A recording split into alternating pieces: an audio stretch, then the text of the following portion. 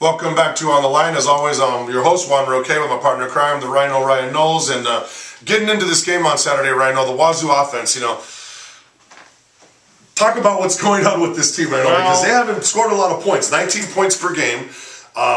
They're giving up over 30. That's a defensive issue. They're managing 29 yards per game rushing, 1.5 per attempt. Giving up 4 sacks a game. Very pass heavy, this offense. You just said Division I. I mean, wow. Yeah, I know. Let's talk about these guys. Very pass heavy. I mean, and it being a Mike Leach offense, of course, it's going to be a pass first offense. But they run they run a 2-quarterback system. They work both quarterbacks in there. Of course, we all know about. ASU fans know Connor Halliday very well. He's the guy who threw for nearly 500 yards and 4 touchdowns last year up in Pullman. Yeah. But Jeff Toole is really the true starter.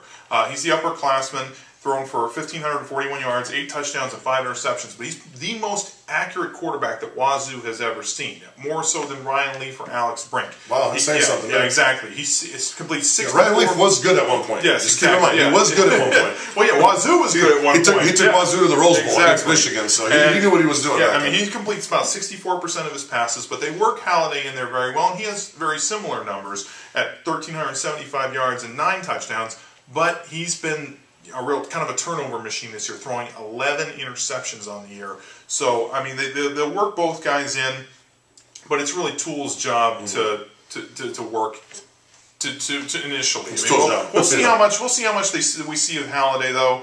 Wide receivers, obviously, we talked about in the last segment. No Marquise Wilson. He was the big playmaker, the senior guy that you really need a game plan around. Without him, it's a lot of young guys, including 2 true freshmen in Brett Bartolone and Gabe Marks. There's also a sophomore, Isaiah Myers. I mean, these guys all have about 30-plus receptions for more than 300 yards and multiple touchdowns. But they like to spread the ball around quite a bit. They have 9 receivers with 10 receptions or more. So they like to move the ball around a little bit. And obviously this team does not rush the ball very much. I mean, like you said, about 19 yards a game. I could get 1.5 yards if I try to run the ball. Exactly. 264 yards rushing as a team. That is for the season. Yeah, that is bad. That is bad. So I mean, and they'll give the ball to their senior Carl Winston.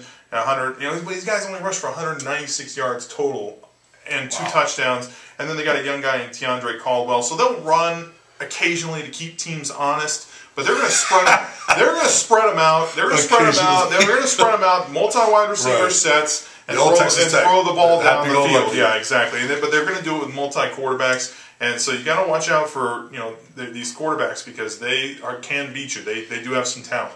Yeah, and up front on their offensive line, I did a lot of study on this group. On paper, they look formidable. They're 6'6", 288 average per man. They got 2 players over 300. Right now, a lot of these guys are in their first year. Their right guard is a JUCO transfer. Matt Getz was playing JUCO ball last year. Their center, Elliot Bosch, is in his first year starting. Their left tackle, Jake Rogers, is in his first year starting after only starting 1 game in 2011. So, most experienced player they got is a former JUCO transfer, Wade Jacobson, who's coming off a medical redshirt. Their best player by far is John Fullington. Honorable mention All Pac-12 last year as a sophomore. He's really their anchor. And when the offensive guard is your anchor, when you're a pass-heavy team, that's not saying much because this group gives up 4 sacks a game. It's just the unit that I think is going to be exposed because when you think about what ASU is bringing to the table, we're going to get into the key matchups and focus. Yeah, ASU, I mean, it can get out of control if the defense plays. Yeah, ASU's defense, especially with a healthy Will Sutton back now, is a very formidable unit. I mean, look what they did against USC. They forced 5 turnovers. I mean, it took 1 back for a touchdown. And if Carl Bradford keeps up this play like he did against USC, we could be seeing some ridiculous numbers as far as what Washington State can put up or not put up. I feel that they can put a shutout because I don't think this offensive line is going to be able to keep up with our talent level and our speed. When you think about the X factor too, Brandon McGee, Stephon Martin blitzing or Chris Young, it can get really nasty. And I just don't think Wazoo has the talent up front to be able to keep up with the Pac-12. You want to know why they're 0-7 in the conference? This is why.